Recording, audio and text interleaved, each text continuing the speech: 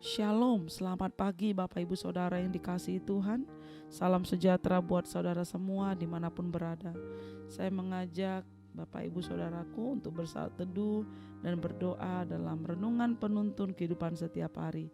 Kiranya damai sejahtera dan sukacita oleh Roh Kudus senantiasa melimpah dalam hati dan kehidupan kita semua. Amin. Tema firman Tuhan pada pagi hari ini adalah Yesus adalah kebangkitan dan hidup. Ayat bacaan firman Tuhan terdapat dari 1 Tesalonika 4 ayat 13 sampai 18. Karena jikalau kita percaya bahwa Yesus telah mati dan telah bangkit, maka kita percaya juga bahwa mereka yang telah meninggal dalam Yesus akan dikumpulkan Allah bersama-sama dengan Dia.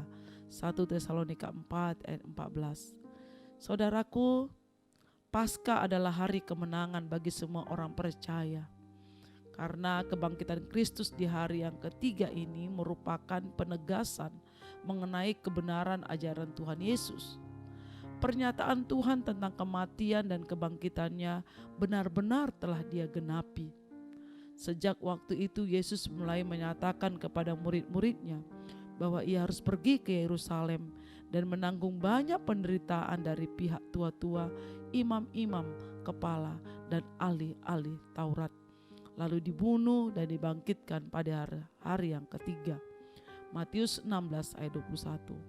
Saudaraku, hal ini semakin menguatkan kebenaran ajaran-ajaran lainnya yang tertulis di dalam Injil, termasuk tentang kedatangannya kali yang kedua yang tidak lama lagi. Saudaraku, Dia akan segera datang menjemput kita. Tidak ada alasan untuk ragu, terlebih-lebih malu mengakui Yesus sebagai Tuhan dan Juru Selamat kita. Rasul Paulus menegaskan, kalau tidak ada kebangkitan orang mati, maka Kristus juga tidak dibangkitkan. Tetapi andai kata Kristus tidak dibangkitkan, maka sia-sialah pemberitaan kami dan sia-sialah juga kepercayaan kamu. 1 Korintus 15 ayat 13 sampai 14. Saudara, inilah yang membedakan kekristenan dengan agama lain. Iman Kristen adalah iman yang berdiri atas kebangkitan Kristus. Apabila Kristus tidak dibangkitkan dari kematian, sia-sialah seluruh kepercayaan kita, dan kekristenan tidak akan ada sampai detik ini, saudara. Itulah sebabnya Rasul Paulus tetap semangat memberitakan Injil meski harus diperhadapkan pada banyak ujian dan penderitaan.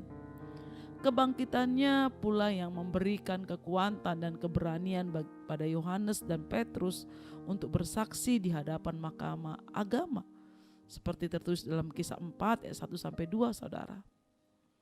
Jadi pengharapan hidup kita sebagai orang percaya bergantung mutlak kepada kebangkitan Kristus ini. Karena Yesus Kristus telah bangkit, kita juga akan mengalami kebangkitan itu. Ada tertulis, upah dosa ialah maut. Roma 6 ayat 23a. Satu-satunya jalan keluar dari kematian adalah maut harus dikalahkan dengan kebangkitan Kristus.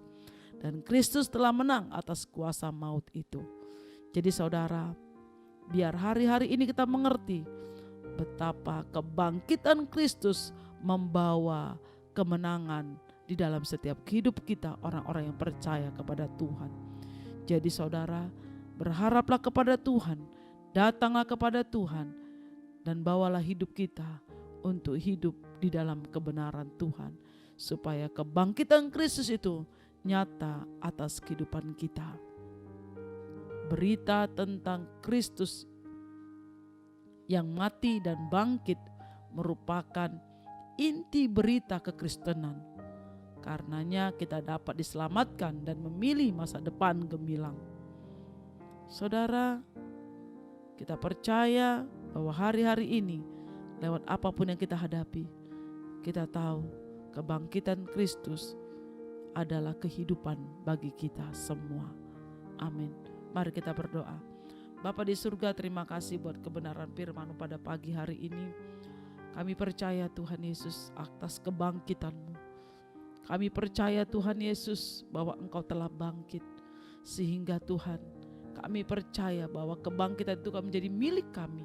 ketika kami mati, kami dibangkitkan kembali dan dikumpulkan bersama-sama kembali bersama Engkau. Terima kasih Tuhan, buat kami senantiasa berpengharapan hidup kami kepada Tuhan dan melakukan semua apa yang Tuhan perintahkan dalam hidup kami, supaya kami jadi saksi Tuhan dimanapun kami berada, sehingga banyak orang diselamatkan lewat kehidupan kami.